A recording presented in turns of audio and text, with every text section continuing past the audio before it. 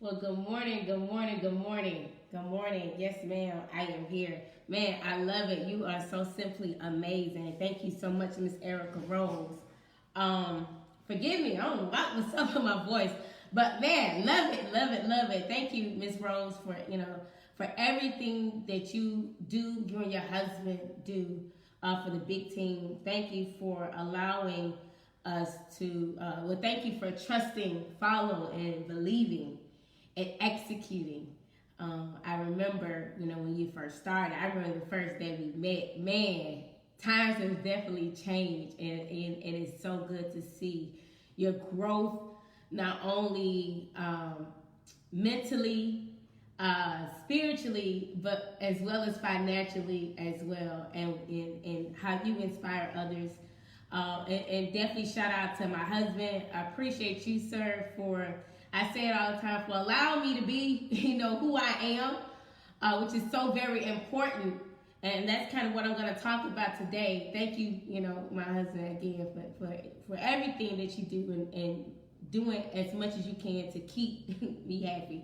And super shout out to the powerhouse, all the executive leaders, Mr. and Mrs.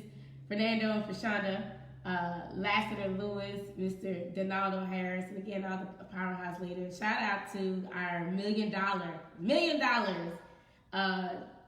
team members, the Shannon and the Ashley Simmons. You guys have definitely blazed the trail, and we would not be here where we are today, right now, this opportunity, if Mr. Coach Sean Simmons did not, because he decided to say yes, and because he got outside of being uncomfortable and find himself into another uncomfortable environment, and putting things in place. And what he has done is inspired and motivated and had a blueprint for us to succeed in life. So this morning, I'm not going to be, I say it, and I'm not going to be before you long. I will not, because I know my husband, he has to go first, because he is a little bit more long-winded than I am. I'm not at home, so I was not able to get him the red light. Anywho, but sir, man, so I'm about to kind of piggyback off you, but one thing I want to talk about this morning is expectations. But not just expectations, but unmasking the lies that we've been told. Unmasking the lies that we've been told. And so I want you to kind of think about who you were as a child. And at a young age, we were taught to expect to become a certain thing. I really want you to really think about that little person, who you were at 7, 8, 9, 10 years old. Go back to that childhood. That childhood. I was, your nickname, whatever they call you. My nickname is Dirty Red. I don't know why they call me that, but anyway. But I remember, even as a young child, you were taught and expected to, think a certain way. You were expected to dress a certain way. You were expected to see things a certain way. Even expected to believe things a certain way. Even do things a certain way. You were expected to do these things. And at some point in life, that we end up losing ourselves. And sometimes when you lose yourself, not only you lose yourself, but it also you lose your true identity, as well as your self-worth.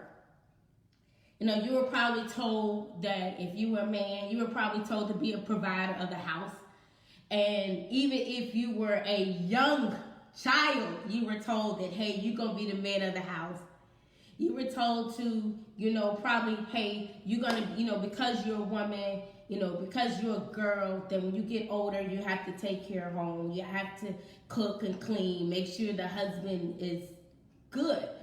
You was probably even told to marry a certain type. And you might even been told that you may not even be good enough.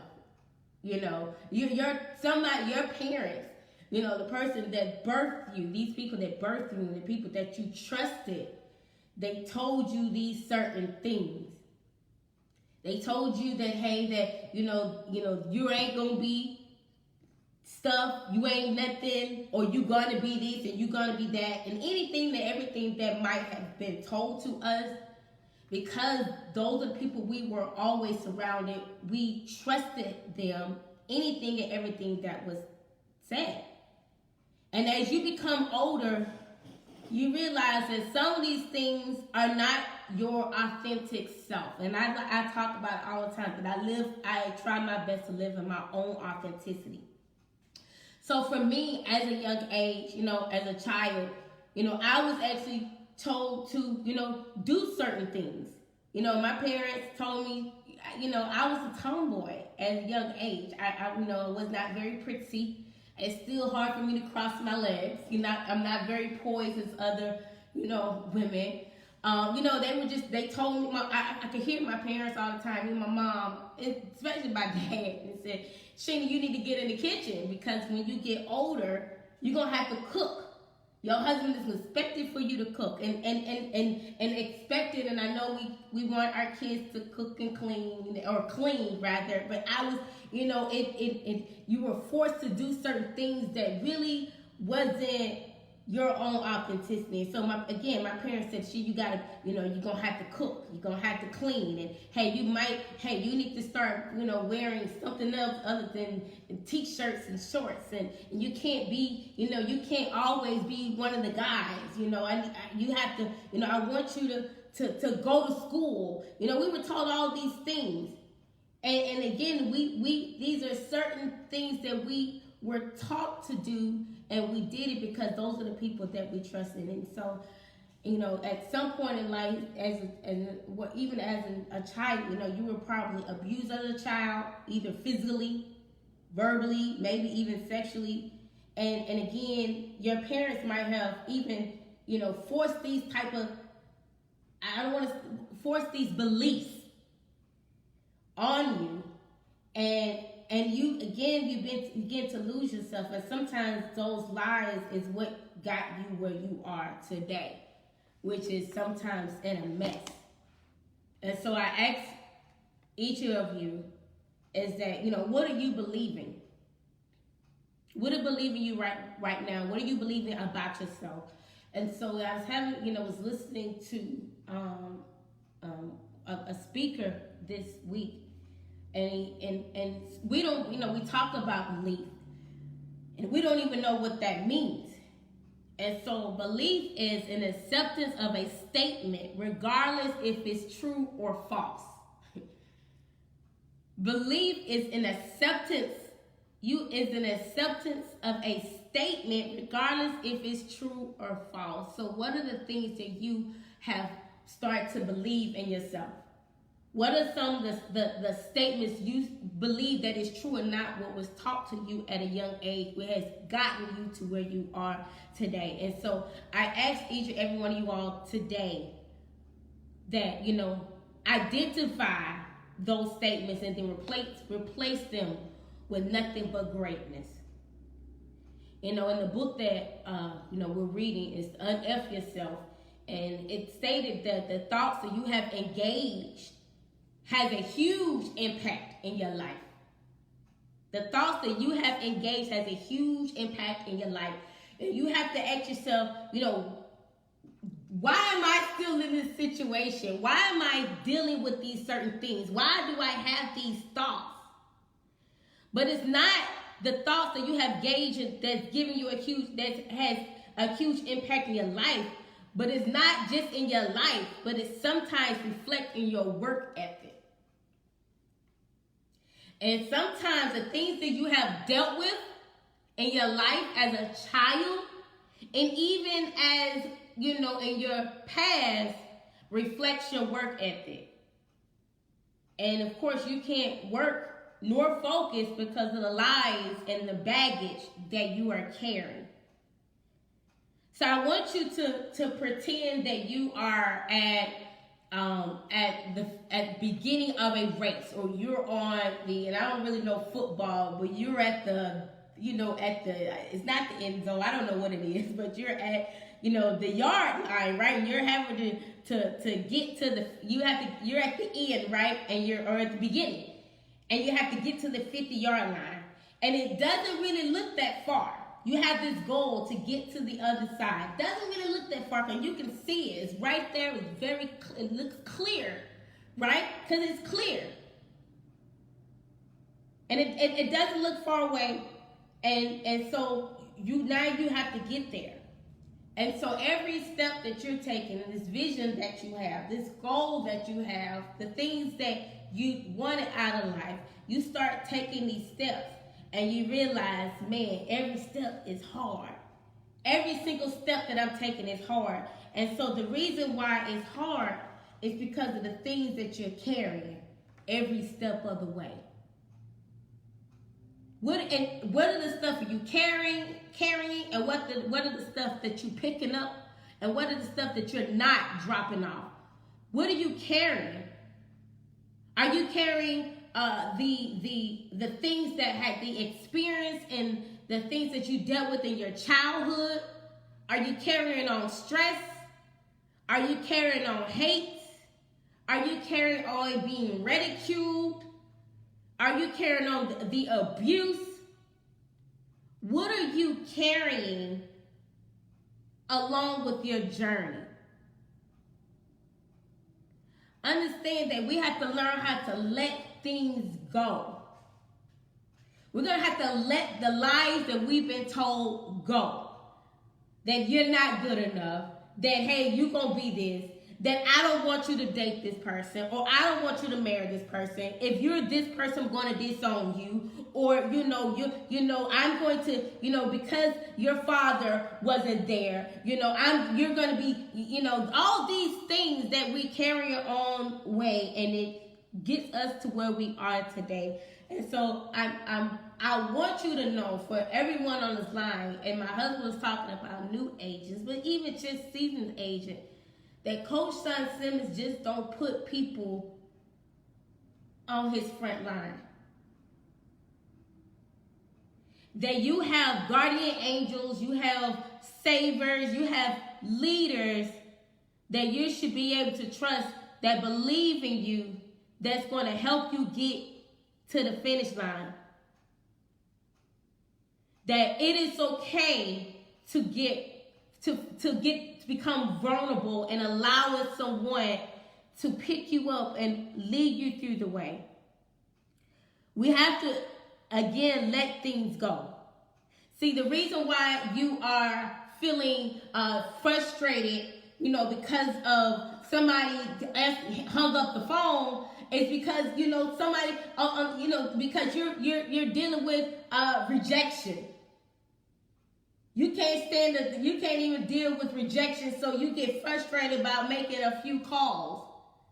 Hey, you can't even focus right now because you're too stressed out about the certain bills that you have got that have to be paid in a few days.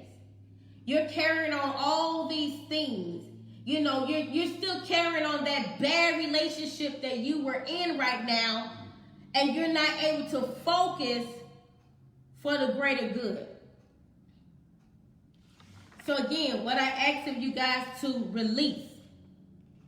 Because at the end of the day, we all have problems. We all go through things. We all been told different type of things. Even we all were told to believe certain things, even if it was true or not. But we all gonna have to go through that adversity. Life blows on us all. And so when we're talking about adversity, and I heard this week, is that adversity introduces you to your bigger self. Matter of fact, the things that happen to you and the things how you deal with it, it shows who, and how you respond to it, it shows who you really are inside. Are you going to be the pretender or the player? You pretending that nothing is bothering you, or you're the player, as you know what, I'm going to not allow what happened to me. I know it happened for me, and what am I going to do with it? Let go of these things so you won't continue to have the same problems. Why are you still having the same type of problems you had last year? Why are you having the same type of problems you had 6 months ago? Because if you're not releasing these things, you're not growing. You're not growing. It's the same stuff that's happening. It's not the stuff that's happening to you. It's you that is happening to you. You're not growing. You got the same problems. Hey, it's time for us to find some new problems. Get you some new problems. I heard this weekend that man is maker of himself. Man is unmade by himself daily. And also by the decision, his daily habits, his daily thoughts, even his daily work ethic. So again, release the lies that have been told in you so you can become the person that you were already supposed to be. Stop carrying on these baggages. And so I want you, Coach giving all these things out. He's giving all these and the executive leaders giving all these things, brand new vehicles, brand new cars. You have the opportunity to get a $50,000 plus ring, $100,000 ring, a $250,000 ring, a $500,000 ring, $1 million ring. And so I really want you to, I want us to kind of meditate for a moment before we leave, because I said I'm not going to be before you long. Is that I want you to close your eyes right now. No, for real, close your eyes. Close your eyes right now. And envision you on a side of a riverbed. I want you to really think about that place. What does it feel like? What is the wind blowing? Can you hear the water running down the stream? Are you able to, the grass, and, are you able to even smell the grass? Can you smell the water on the side of this stream? I want you to be able to smell the water, smell the wind that's blowing, listen to the sound of your environment right now as you are sitting on the side of this riverbed. And as you're picturing yourself there, I want you to look over on the other side of the riverbed. And I want you to look at the better version of you. I want you to see that winner on the other side. I want you to see the woman or the man that is waving that $50,000 ring in the air. I want you to see the woman or the man that is waving that $100,000 ring in the air. I want you to see, even see you and your kids driving up into that brand new house that you wanted to provide for your kids. I want you to see that car that you really, really wanted to have.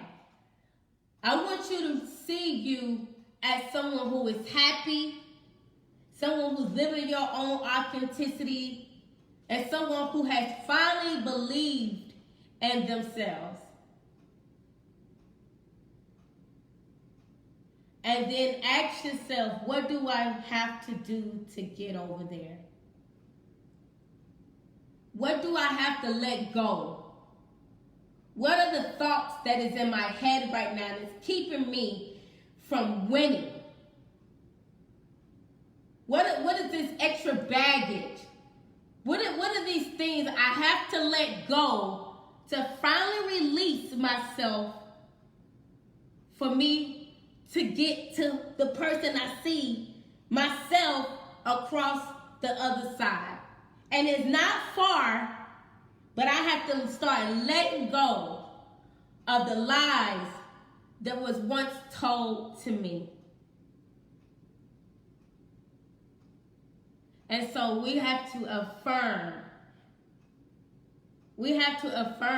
who we are and whose we are. Because I say it every time that anything and everything that you deserve and desire is on the other side of that riverbed. It's already yours. And so you must celebrate now.